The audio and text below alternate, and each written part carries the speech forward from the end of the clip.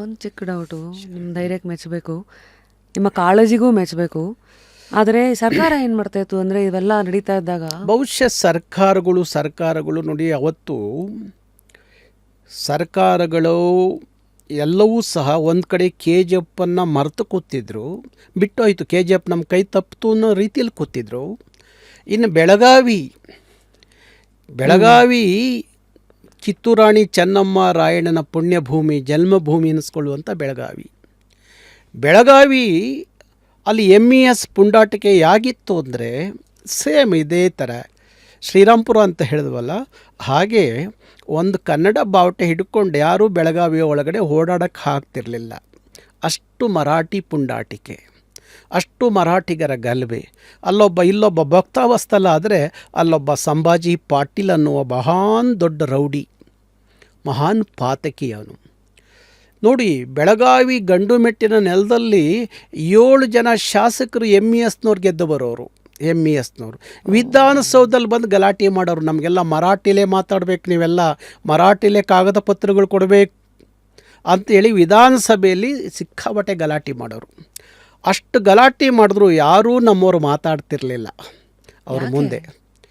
ಅಷ್ಟೊಂದು ಭಯ. ಅವರಲ್ಲಿರೋರು ಏನಕ್ಕೆ ಭಯ? ಇವರು ಪವರಲ್ಲಿ ಇದ್ರಲ್ಲ, 7 ಜನ ಶಾಸಕರು. ಅಲ್ಲಿ ಒಂದಷ್ಟು ಬಟ್ ಈ CM ಲೆವೆಲಲ್ಲಿ ಪವರ್ ಬೇರೆನೇ ಇರುತ್ತಲ್ಲ ಸರ್? ಹೌದು, CM ಅವತ್ತಿನ ಸಂದರ್ಭಕ್ಕೆ ಬೆಳಗಾವಿ ಅಂತ ಪ್ರದೇಶವನ್ನು ರಕ್ಷಣೆ ಮಾಡೋದಕ್ಕಿಂತ ಹೆಚ್ಚಾಗಿ ಈ ರಾಷ್ಟ್ರೀಯ ಪಕ್ಷಿಗಳು ಅನ್ನೋದಿದೆಯಲ್ಲ, ರಾಷ್ಟ್ರೀಯ ಪಕ್ಷಿಗಳು, ಅವ್ರಿಗೆ ಏನಾಗಿದೆ ಅಂದರೆ ಎಲ್ಲ ಭಾಷಿಕರ ವೋಟ್ ಬ್ಯಾಂಕ್ ರಾಜಕಾರಣ. ಎಲ್ಲಿ ಮರಾಠಿ ಬಗ್ಗೆ ಮಾತಾಡಿದ್ರೆ ಇಡೀ ಕರ್ನಾಟಕದ ಮರಾಠಿಗರ ವೋಟ್ ಎಲ್ಲಿ ನಮಗೆ ಸಿಗಲ್ವೋ, ಎಲ್ಲಿ ತಮಿಳರ ವಿರುದ್ಧ ಮಾತಾಡಿದ್ರೆ ಇಡೀ ಕರ್ನಾಟಕದಲ್ಲಿರುವಂಥ ತಮಿಳರು ವೋಟ್ ನಮಗೆ ಎಲ್ಲಿ ಸಿಗಲ್ವೋ ಅನ್ನುವ ವೋಟ್ ಬ್ಯಾಂಕ್ ರಾಜಕಾರಣದಿಂದ ಇಂಥವನ್ನೆಲ್ಲ ಸಹಿಸ್ಕೊಂಡು ಕೂತಿದ್ರು. ನೋಡಿ, ಬೆಳಗಾವಿ ಮಹಾನಗರ ಪಾಲಿಕೆ 26 ವರ್ಷ ಕನ್ನಡದವ್ರು ಮೇಯರ್ ಆಗೋಕ್ಕಾಗಿರಲಿಲ್ಲ. 26 ವರ್ಷ ಬಂಗಾರಪ್ಪನವ್ರು ಮುಖ್ಯಮಂತ್ರಿ ಆಗಿದ್ದಾಗ ಬಂಗಾರಪ್ಪನವರ ಆಲೋಚನೆಯಿಂದಾಗಿ ಸಂಭಾಜಿ ಅಂತ ಒಬ್ಬ ರೌಡಿ ಅಲ್ಲಿ ಜೈಲಲ್ಲಿ ಇತ್ಕೊಂಡು ಮೇಯರ್ ಆಗಿರ್ತಾನೆ. ಆ ಜೈಲಲ್ಲಿ ಇತ್ಕೊಂಡು ಮೇಯರ್ ಆದಾಗ ಬಂಗಾರಪ್ಪನವ್ರು ಏನು ಮಾಡಿದ್ರು, ಮಹಾನಗರ ಪಾಲಿಕೆಯನ್ನು ವಜಾ ಮಾಡಿ ಮತ್ತೆ ಚುನಾವಣೆ ಮಾಡ್ತಾರೆ.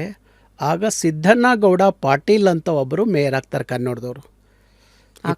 26 ವರ್ಷದ ಹಿಂದೆ. ಅದಾದ ನಂತರ ಒಬ್ಬರು ಮೇಯರ್ ಕನ್ನಡದವ್ರು. ಹಾಗಲ್ಲ, ನನಗೆ ಬೆಳಗಾವಿಗೆ ನಾನು ಹೋಗಬೇಕು, ಬೆಳಗಾವಿಯ ವಾತಾವರಣದಲ್ಲಿ ಕನ್ನಡದ ಡಿಮ ಬಾರಿಸಬೇಕು ಅಂತ ಹೇಳಿ ಒಂದು ದಿವಸ ಬೆಳಗಾವಿಗೆ ಹೋಗ್ತೀನಿ, ನನ್ನ ಜೊತೆಲಿ ಕನ್ನಡಿಗರು ಬರೋರು ಇದ್ದರೆ ಬನ್ನಿ ಅಂತೇಳಿ ಬೆಳಗಾವಿ ಕಡೆ ಹೊರಟಾಗ ಅಲ್ಲೊಬ್ಬ ಮನೋಹರ್ ಕಿಣೇಕರ್ ಅನ್ನೋ ಒಬ್ಬ ಶಾಸಕ ನನಗೆ ಬೆದರಿಕೆ ಹಾಕ್ತಾನೆ, ನೀನು ಬೆಳಗಾವಿಗೆ ಬಂದರೆ ವಾಪಸ್ ಹೋಗಲ್ಲ, ಬರಬೇಡ ಬೆಳಗಾವಿಗೆ ಅಂತ. ಕೊನೆಗೆ ಅದನ್ನು ನಾನು ಸವಾಲಾಗಿ ಸ್ವೀಕರಿಸಿ ಆ ಮನೋಹರ್ ಕಿಣೇಕರ್ ಅವರ ಮನೆಯ ಮುಂದೆ ಒಂದು ಬಸವ ಸರ್ಕಲ್ ಅಂತ ಇತ್ತು, ಅಲ್ಲೇ ವೇದಿಕೆ ಹಾಕಿ ಅವನಿಗೆ ಮುಗಿ ಕ್ಲಾಸ್ ತಗೋತೀನಿ. ಆ ಸಂದರ್ಭಕ್ಕೆ ಇಡೀ ಬೆಳಗಾವಿಯಲ್ಲಿ ಯಾರೂ ಅಷ್ಟೊಂದು ಗಟ್ಟಿಯಾಗಿ ಅಷ್ಟೊಂದು ಕನ್ನಡದಲ್ಲಿ ಮಾತಾಡಿದವರು ಇಲ್ಲ, ಅವ್ರನ್ನ ಮುಗಿ ಕ್ಲಾಸ್ ತೊಗೊಂಡವರು ಇರಲಿಲ್ಲ. ಆಗ ಬೆಳಗಾವಿಯ ಯುವಕರಿಗೆ ಒಂದಷ್ಟು ಪುಳುಕ ಆಗುತ್ತೆ, ಕನ್ನಡದ ಇಲ್ಲಿ ಯಾರೋ ಹುಟ್ಕೊಂಡ್ರಪ್ಪ ಯಾರೋ ಅಂತ. ಅಲ್ಲಿ ಒಬ್ಬಳು ಹೆಣ್ಣು ಮಗಳು ನನ್ನ ಭಾಷಣ ಕೇಳಲಿಕ್ಕೆ ಅಂತ ಬಂದಿರ್ತಾಳೆ. ನಾನು ಮಾತಾಡಿ ವೇದಿಕೆಯಿಂದ ಕೆಳಗಿಳುವಾಗ ಅವಳು ಹೇಳ್ತಾಳೆ, ಇಲ್ಲೇ ನನ್ನ ಮನೆ ಇದೆ, ನೀವು ಬಂದು ಅರ್ಧ ಟೀ ಕುಡ್ಕೊಂಡು ಹೋಗ್ಬೋದಲ್ಲ ಸರ್ ಅಂತ. ನನಗೆ ಯಾರು ಏನು ಇದೇನಪ್ಪ ಇವರು ಟೀ ಬರೀ ಅಂತಾಳೆ, ನಾನು ಕನ್ನಡದ ಹೆಣ್ಮಗಳು ಸರ್, ಬನ್ನಿ ಸರ್ ಅಂತ ಹೋದರೆ ಟೀ ಕುಡಿದೆ. ಅವರು ನೇಕಾರ ಕುಟುಂಬ. ಕೊನೆ ಟೀ ಕುಡಿದೆ, ಕೇಳಿದೆ, ಇಲ್ಲಿ ಯಾರು ನಗರ ಪಾಲಿಕೆ ಸದಸ್ಯರು? ಅಣ್ಣಾಜಿ, ನಾವೆಲ್ಲ ಕನ್ನಡಿಗರಿದ್ದೀವಿ, ಆದರೆ ಇಲ್ಲಿ ಮರಾಠಿ ಒಬ್ಬ ರೌಡಿ ಗೆಲ್ತಾನೆ. ಕೊನೆಗೆ ಅದೇ ನನ್ನ ಮನಸ್ಸಲ್ಲಿ ಉಳಿಯಿತು.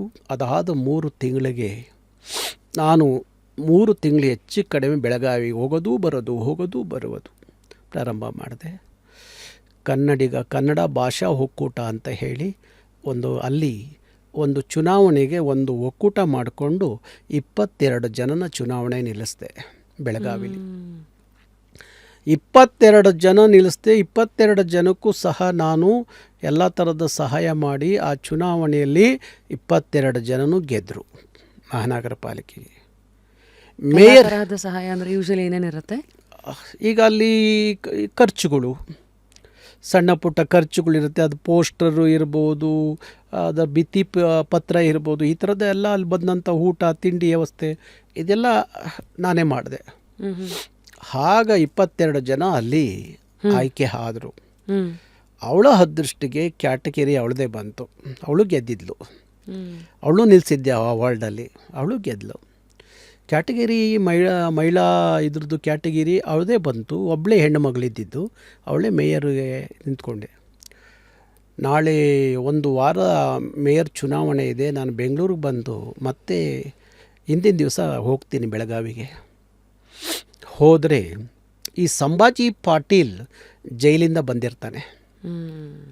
ಬಂದಿದ್ದಾಗ ಏನು ಮಾಡ್ತಾನೆ, ಬಂದೋನೆ ನಮ್ಮ 7 ಜನ ಕಾರ್ಪೊರೇಟ್ರನ್ನ ಕಿಡ್ನಾಪ್ ಮಾಡಿ ತೊಗೊಂಡೋಗ್ತಾನೆ. ತಗೊಂಡೋಗಿ ಅವನು ಕರ್ನಾಟಕ ಮಹಾರಾಷ್ಟ್ರದ ಬಾರ್ಡ್ರಲ್ಲಿ ತೋಟದ ಮನೆ ಅಲ್ಲಿ ಇಟ್ಕೋತಾನೆ. ಅದೇನಾಗಿದೆ, ಮಹಾರಾಷ್ಟ್ರದ ಜಾಗ ಅಂತ ಕರ್ನಾಟಕದ ಪೊಲೀಸ್ನವ್ರು ಅಲ್ಲಿಗೆ ಬರೋದಿಲ್ಲ, ಕರ್ನಾಟಕದ ಜಾಗ ಅಂತ ಮಹಾರಾಷ್ಟ್ರದ ಪೊಲೀಸ್ನವ್ರು ಬರೋದಿಲ್ಲ ಅಂಥ ಪ್ರದೇಶ ಅದು. ನೋ ಮ್ಯಾನ್ಸ್ ಲ್ಯಾಂಡ್ ಅಂತಾರಲ್ಲ. ಕೊನೆಗೆ ರಾತ್ರಿ 2 ಗಂಟೆ ನಾನು ಆ ಮಹಾನಗರ ಪಾಲಿಕೆ ಸದಸ್ಯರಿಗೆ ರಾತ್ರಿ ಊಟದ್ದು ಇದು ಮಾಡಿ ಊಟ ಮಾಡಿಸಿ ಬಂದು ಒಂದು ಹೋಟ್ಲಲ್ಲಿ ಮಲಗಿರ್ತೀನಿ. 2 ಗಂಟೆ ರಾತ್ರಿಗೆ ಸಂಭಾಜಿ ಪಾಟೀಲ್ ಫೋನ್ ಮಾಡ್ತಾನೆ. ಏನು ನೀನು ಬೆಳಗ್ಗೆ ನಾಳೆ ಕನ್ನಡದವ್ರು ಮೇಯರ್ ಮಾಡ್ತೀನಿ ಇಂದೆಲ್ಲ, ಎಲ್ಲಿಂದ ಮಾಡ್ತೀವಿ ಮೇಯರು? ನಿಮ್ಮ 7 ಜನ ಕಾರ್ಪೊರೇಟ್ರು ನನ್ನ ಜೊತೆಯಲ್ಲಿದ್ದಾರೆ. ಇದೇನು ಸರ್ ಒಳ್ಳೆ ಸಿನಿಮಾ ನೋಡ್ದಂಗೆ ಆಗ್ತಾಯಿದೆ.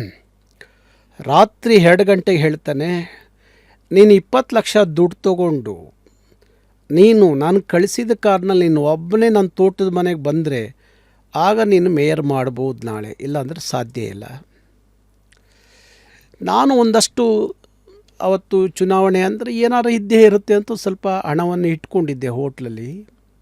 ಅಲ್ಲಿ ಕನ್ನಡಮ್ಮ ಪತ್ರಿಕೆ ಅಂತ ಹೇಳಿ ಉಮಾದೇವಿ ತೋಪಣ್ಣ ಅಂತ ಹೇಳಿ ಅವರು ಸ್ವಲ್ಪ ಆರ್ಥಿಕವಾಗಿ ಚೆನ್ನಾಗಿದ್ದವರು, ಕನ್ನಡದವರು, ಮತ್ತು ಒಂದು ಪತ್ರಿಕೆ, ಅದ್ಭುತವಾದ ಪತ್ರಿಕೆ, ಕನ್ನಡಮ್ಮನ ಪತ್ರಿಕೆ, ಕನ್ನಡಮ್ಮ ಅಂತ ಪತ್ರಿಕೆ ಹೆಸರು.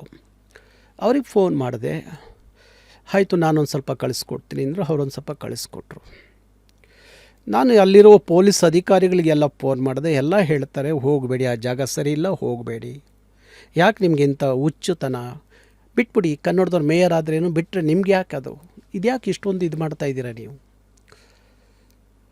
ಆಗ ಇನ್ನೇನು ವಿಧಿ ಇಲ್ಲ, ಎಲ್ಲ ಕಡೆ ಹೇಳ್ಕೊಂಬಂದೇನೆ, ಈ ಬಾರಿ ಬೆಳಗಾವಿಲಿ ಕನ್ನಡದವ್ರು ಮೇಯರ್ ಆಗ್ತಾರೆ.